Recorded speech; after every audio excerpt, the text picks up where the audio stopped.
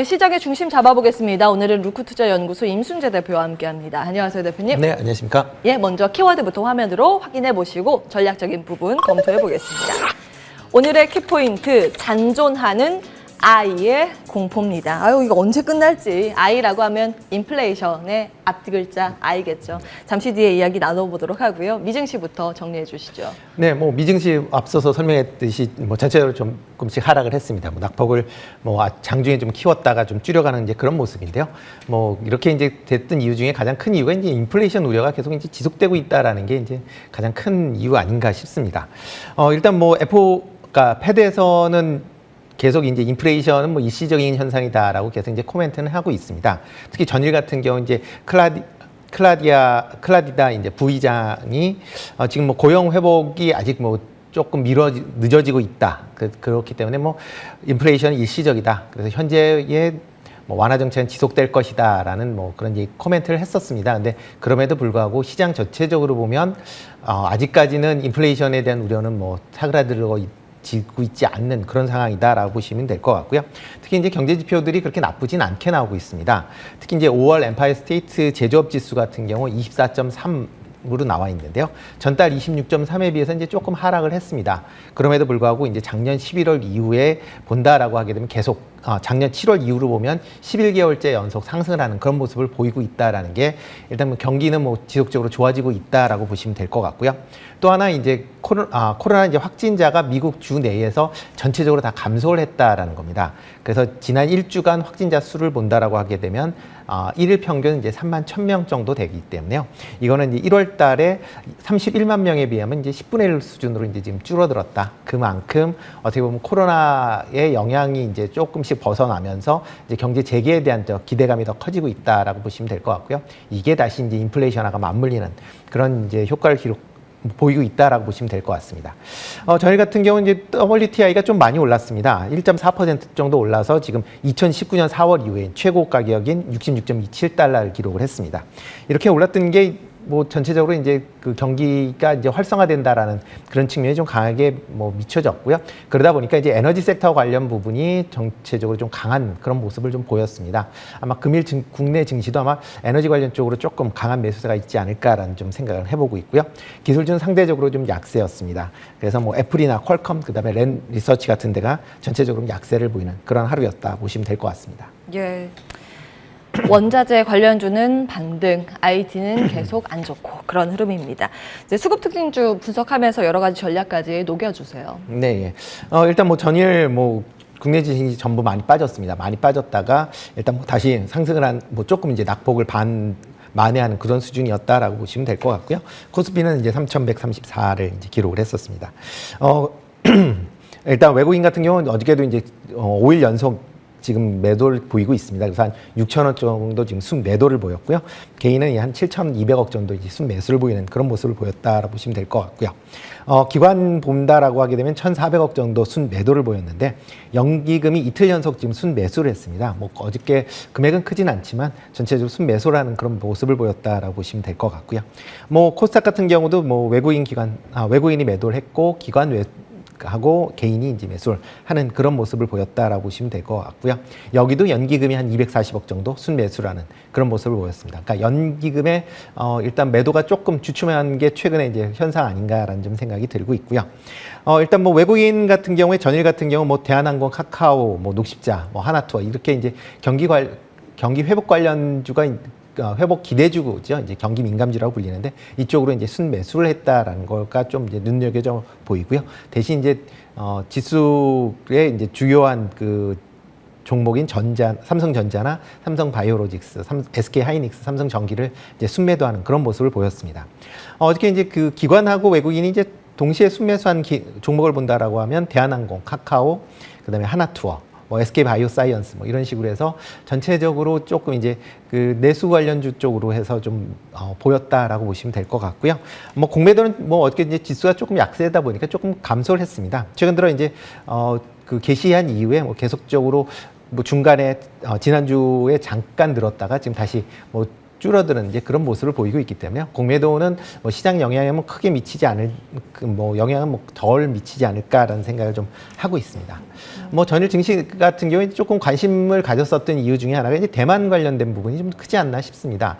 뭐 대만 같은 경우는 이제 우리나라와 같이 이제 기술주가 그 주로 이제 포진이 되어 있습니다. 그래서 기술주에 대한 이제 변동폭이 주가 지수에 영향을 미친다라고 보시면 될 것 같고요. 그 중에 가장 크게 영향을 미치는 게 TSMC입니다.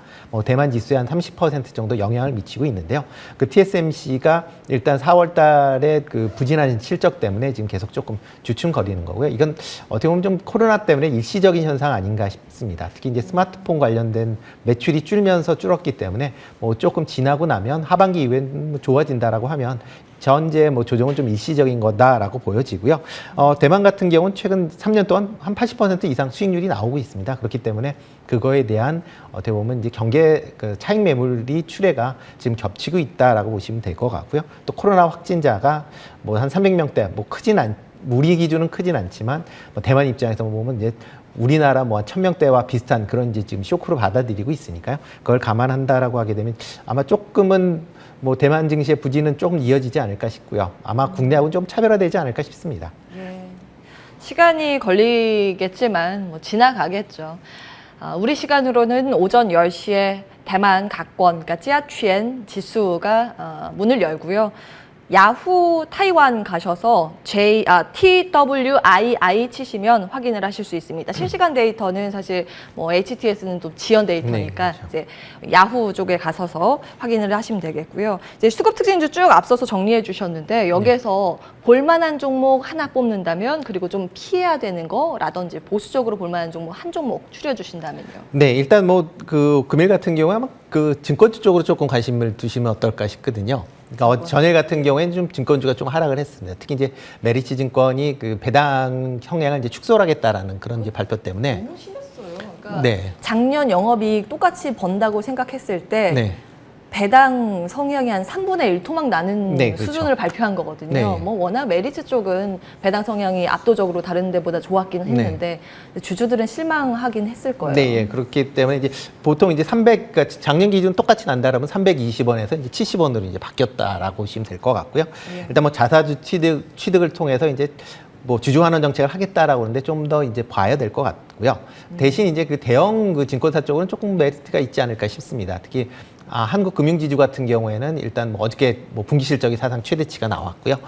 일단 뭐 리테일뿐만 아니라 뭐 IB 쪽이나 뭐 IPO 관련 쪽으로도 막 다 수익이 좀 많이 났고요.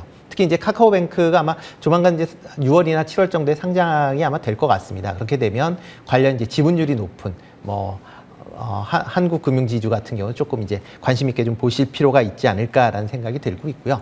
일단 뭐 여행주 같은 경우 전일 많이 올랐는데 아마 아직까지는 좀 출렁거림이 좀 있지 않을까 싶습니다. 그렇기 때문에 그런 쪽으로는 조금 뭐 조심하실 필요는 좀 있지 않을까 싶고요.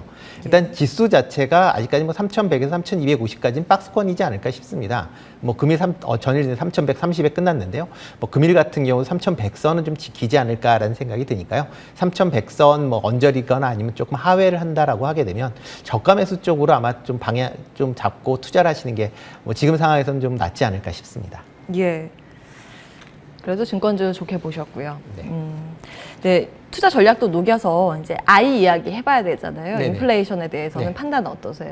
일단 인플레이션은 좀 일시적이지 않을까 싶습니다. 물론 당연히 이제 주가 경기가 좋아진다라고 하게 되면 뭐 물가가 또 올라갈 수밖에 없는 그런 상황이거든요. 그런 걸 감안을 한 상황 그렇게 보시면 될 것 같고요. 특히 이제 최근에 이제 이렇게 인플레이션이 높게 나오는 이유는 이제 작년도에 코로나 때문에 이제 전체적으로 좀 낮았습니다. 뭐 마이너스를 기록할 만큼 뭐 미국 같은 경우 낮았기 때문에 어떻게 보면 기저효과다라고 보시는 게 더 맞을 것 같고요. 그렇기 때문에 기저효과이기 때문에 대부분의 이제 전문가들이 일시적인 현상이다라고 얘기를 하고 있습니다. 물론 이제 지금 이제 돈이 많이 유동성이 풍부한 그런 상황이어서 이런 것 때문에 조금 우려는 될 수 있지만 그만큼 이제 기업 실적도 상당히 좋아지고 있고요. 그다음에 미국 같은 경우는 일단 뭐 돈은 많이 풀렸는데 개인 주머니에 들어가는 돈은 어떻게 보면 좀 제한적이다라고 보시면 될 것 같습니다. 국내 같은 경우도 뭐 돈은 지금 시중에 많이 풀렸지만 월급 그렇게 많이 올리신 분 많지 않은 상황이거든요. 그렇게 본다라고 하게 되면 뭐 소비가 일단 줄게 된다라고 하게 되면 뭐 나중에라도 이제 물가가 올라가는 것도 어느 정도 조금 상쇄되지 않을까. 그렇기 때문에 지금 상황에서는 인플레이션에 뭐 아주 큰 우려를 한다기보다는 단순히 일시적인 거고 좀 더 지켜보시는 게 맞는 거지 괜히 인플레이션이 조금 그러니까 물가 상승률이 조금 움직인다라고 해서 뭐 성급하게 그렇게 투자를 판단하실 필요는 없지 않나 싶습니다. 예. 푸념 아닌 푸념을 해드리면 물가 상승기는 늘 이게 반복이 돼 있어요. 먼저 인플레이션에 대한 부분을 원자재가 반영시켜서 올라가고 월급은 맨 마중에 네. 맨 마지막에 올라요. 이제 제품 가격이 먼저 오르고 다음에 월급입니다. 좀 기다려야겠죠. 예. 로크투자연구소 임순재 대표와 함께했습니다. 말씀 고맙습니다. 네, 고맙습니다.